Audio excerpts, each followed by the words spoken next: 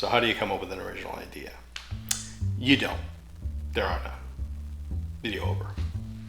I'm just kidding. Stop, don't go anywhere. So there are no real original ideas anymore. I kind of agree with the statement. There aren't really original ideas. I can't remember the last time I saw a movie that I felt was a truly original idea. I don't know, maybe Memento or something. That's got to be 20 years old now. I'm going to give you 5 different ways to find an original idea. The trick about being original is less than having some sort of light bulb pop over your head and more about stealing from diverse sources, right? A lot of what we look at and we think of as an original idea is really not very original, but is just mashing together other ideas from a very diverse sources. Star Wars blew everybody's mind when it came out, but is not exactly original. It's really stolen from a lot of different sources. You can read about this in the book, How Star Wars Conquered the Universe. George Lucas wanted to make Flash Gordon, but he couldn't get the rights.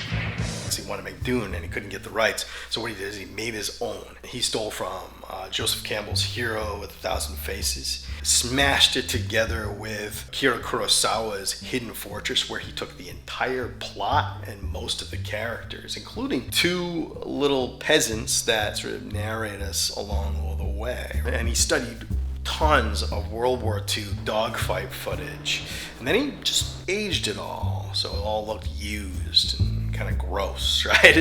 And so that's what Star Wars is. It wasn't really original. It was a mashing together of a ton of different things that makes it feel original. Similar with The Matrix, right? The Matrix is anime and video games and a hero's journey and Star Wars and Wednesday night at a fetish club, right? That's basically The Matrix. The trick here is that you want your sources to be diverse and have a few of them and to make them maybe unexpected. Something that does this really well is something like Get Out, right? Get Out took Guess Who's Coming to Dinner and it mashed it together with their Stepford Wives. Or take Ready Player One, which is Willy Wonka and the Chocolate Factory meets The Matrix. This is the way you do it. Or take Inception, which mashes 2 genres together. It takes the heist movie and it shoves it into a dream world sci-fi plot.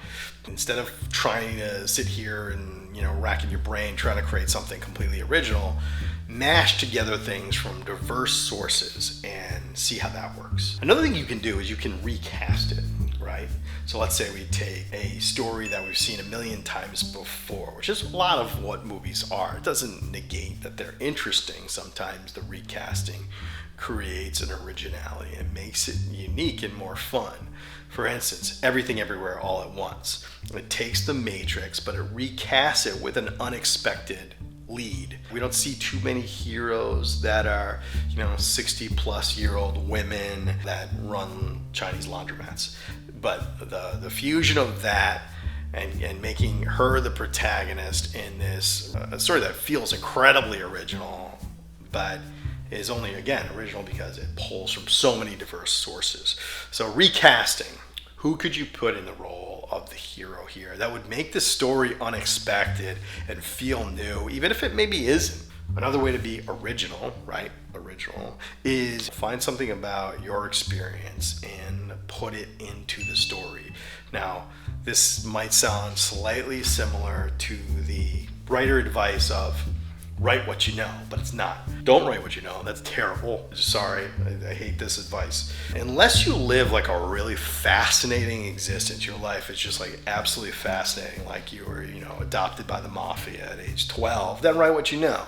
But if you're like me, you did was pretty much watching movies and had a fairly normal existence, you writing about your life is a snooze fest. Instead of thinking about it as write what you know, what if you put what you know into what you write? So you take a story and you take your experience, it's really specific, and you put that into that story. To give you a few examples of this, right? I think Get Out's another good example of this. Jordan Peele had the experience that a lot of us have of going to meet your in-laws or going to meet your girlfriend's parents and wondering how they're going to feel about you. Taking that experience and putting it into something that is really unique, or a story that is fantastic and not so grounded, really can be powerful. Again, Lady Bird is a good example of this. Greta Gerwig, she didn't write her high school life.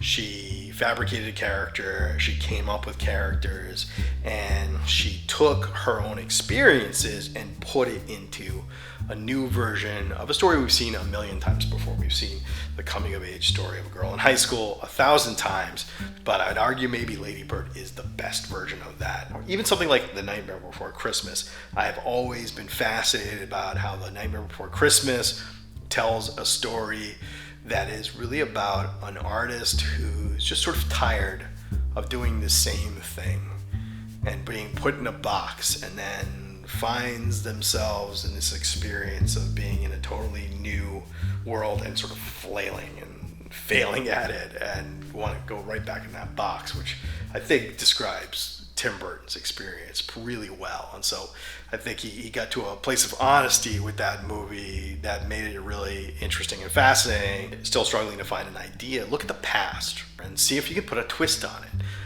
You can take a look at public domain and see all of the stories that are in the public domain right now. We've got examples of this that are endless. Every few years, somebody reinvents Sherlock Holmes, right? Then block his blind jab. Counter with cross to left cheek. There's all kinds of stories from the past that you can mine, and you can either adopt in the way that 10 Things I Hate About You is a Shakespearean play. Don't ever feel bad about stealing from Shakespeare, because we all know he stole from everybody. Just about every Shakespearean play was based on an earlier source. For example, Hamlet is based on the myth the Northman was made from. I will avenge you, father. I will save you, mother. I will kill you. So you're going to see that the past can have all kinds of great ideas. You don't necessarily have to have a fantastically new idea. You can find what ideas you love, what ideas moved you, and you can put a new spin on those. Another way to do it would be, let's take an old story and just find a new way to tell it. Right. In the book Anatomy of Story, John Truby talks about a thing called the designing principle. And the designing principle is how you're going to tell the story. So we have here the premise of the story, which is the story itself, and then the designing principle, which is how are we going to tell this one. For instance, Pulp Fiction tells a story that we've seen many times before of the world of gangsters, but it mashes it together by telling it in 3 different stories, which then intertwine at the end. A little bit out of order, and the nonlinear structure gives it a new spin, and the way that he deals with the characters also made it new, treating them like they're just friends who work together, and this is their everyday. That was new, and that was interesting. There's tons of ways to do this, but you don't need to have a completely original idea. Sometimes what's more important is that designing principle is unique. How could you tell this story in a new way? And that's how you're going to find originality. You're not going to sit here and, burst a blood vessel trying to come up with some new idea. New is a relative term. We can do all kinds of things to make ideas feel fresh, and that means you could mash a few ideas together, recast it. You could look in the past, put what you know into what you write. You could find a new designing principle, a new way to tell the story. Let me know if you think there's something that came out in the past 20 years that is truly original. Put it in the comments. I'd love to hear what you think. I'm not convinced. Now, if you figure that idea out and now you want some help actually writing it, well, you can take a look here at the 30-day writing prompt. That's going to tell you how to write a screenplay in 30 days, 30 writing prompts.